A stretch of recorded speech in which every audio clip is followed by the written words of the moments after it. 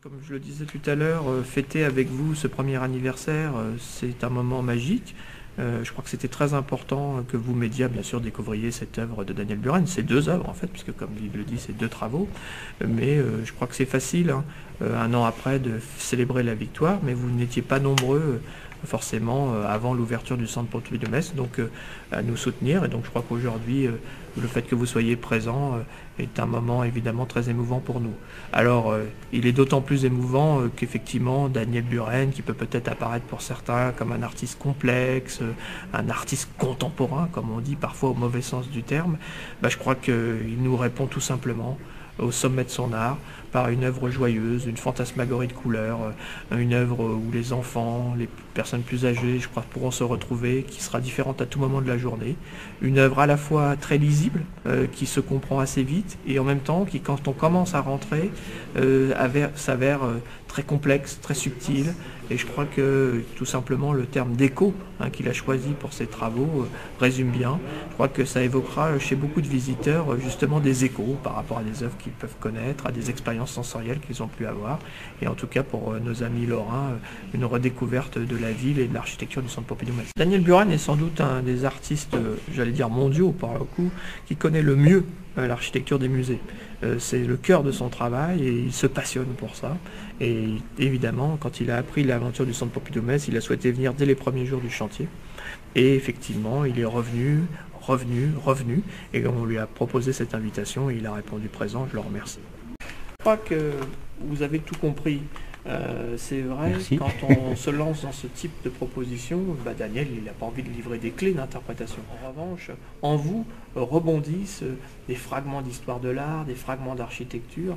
Et moi-même, tout à l'heure j'évoquais la Grande Galerie du Louvre, créée à la fin du XVIIIe siècle, qui est un des modèles de l'architecture des musées dans le monde, ce rapport à la lumière artificielle, ce rapport à la lumière naturelle, qui est un des grands débats de l'histoire de l'art.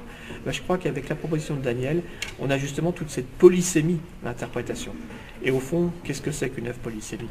Ça nous rejoint, ça rejoint le sujet qu'on a abordé dans l'exposition précédente, c'est la notion de chef-d'œuvre. Une œuvre accomplie en son genre, un grand morceau de musique, c'est une œuvre capable d'offrir des multiplicités d'interprétations.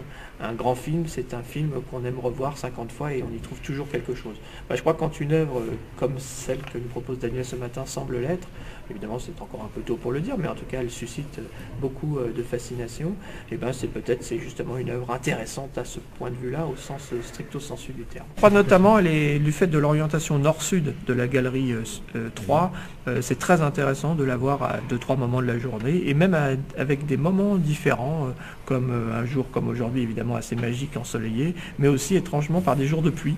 Il se passe un phénomène très très spectaculaire dans cet espace. Je crois qu'il a vraiment essayé de percer le mystère de l'architecture de Shigeru Ban et Jean Gatine et de l'utiliser avec tous ses possibles.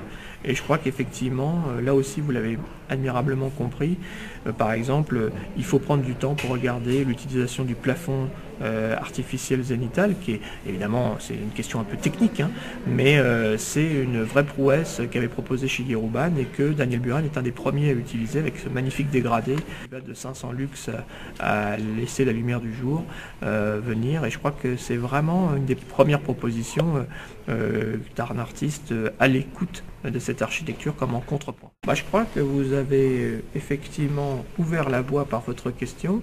Je crois que, peut-être pas forcément toujours la Galerie 3, mais ce lieu, à côté des grandes expositions thématiques, à côté des grandes expositions historiques, comme celle qu'on va découvrir à la rentrée autour de la notion de labyrinthe, R, ou celle autour de l'année 1917, qui s'annonce déjà comme l'événement du printemps 2012, je crois qu'il y a des moments où il faut faire confiance aux artistes, leur donner carte blanche, et puis évidemment dans des moyens contraints, parce qu'on est toujours dans une période d'austérité budgétaire, leur donner la possibilité d'aller au bout de leurs rêves.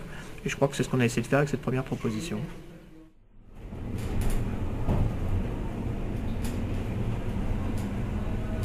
Étage 0.